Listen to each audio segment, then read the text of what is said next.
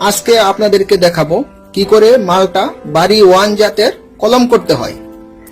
কলম করার কারণ হলো আমরা বিটি থেকে যে মালটা চারা উৎপাদন করি ওটাতে ফলন আসতে প্রায় 5-7 বছর সময় লেগে যায়, কিন্তু যদি আমরা খুব সহজে কলম করে চারা উৎপাদন করতে পারি তাহলে এটার মধ্যে আমরা 1 থেকে 1.5 বছরের মধ্যেই ভালো ফলন পাওয়ার আশা করতে পারি। এবং এই কলম করাটা খুব জটিল কোনো কিছু না, এটা খুব সহজে খুব ইজিলি করা যায়।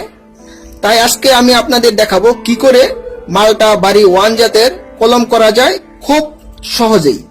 আপনারা যদি আমার এই ভিডিওটা খুব ভালো করে ফলো করেন তাহলে আপনারা খুব অল্প সময় এবং খুব ভালোভাবে ভালো মানের চারা উৎপাদন করতে পারবেন। এবং আমি গ্যারান্টি দিয়ে বলতে পারি যে একটা চারাও মিস হবে না, ইনশাআল্লাহ প্রত্যেকটা চারাই হবে। তো চলুন দেখে নিই আমরা কি করে মালটা গাছে কলম করতে হয়। কলম করার জন্য আমি এখানে একটি মালটা গাছের ঢাল কেটে নিয়েছি এবং এটার পাতাগুলো আমি একটু ছেটে নিচ্ছি। আর এই ডালটাকে আমি লাগাবো একটি জাম্বুরা গাছের মধ্যে, সেই জন্য জাম্বুরা গাছের একটি চারা নিয়েছি এবং চারা গাছের পাতাগুলো আমি ছেটে নিচ্ছি এবং এটাকে আমি মাঝখান দিয়ে একটু কেটে নিলাম।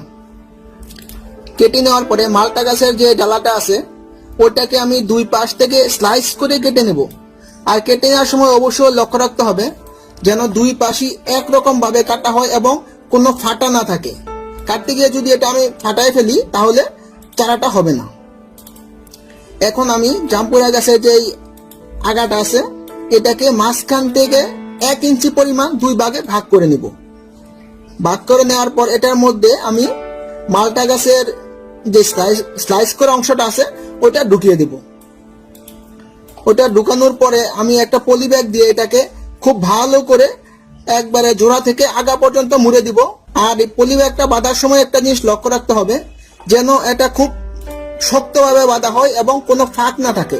এই পলি ব্যাগটা ভালো করে মোড়ার কারণ হলো যাতে করে বাহির থেকে কোনো আলো বাতাস বা পানি এটার মধ্যে ঢুকতে না পারে। এটার মধ্যে এটা ভালো করে মোড়ার পরে এটা ঘেমে কিছু পানি আসবে আর সেই পানিটা এই জাম্বুরা গাছ আর মালটা গাছের যে সন্ধিস্থল যেখানে আমি জোড়া দিয়েছি ওইখানে কিছু কষ বা পানি যাবে, এই পানি থেকেই এখানে দুইটা একত্রে লেগে যাবে আর সেখান থেকেই গাছটা হবে। তো আপনারা দেখলেন কিভাবে খুব সহজে মালটা গাছের কলম করতে হয়।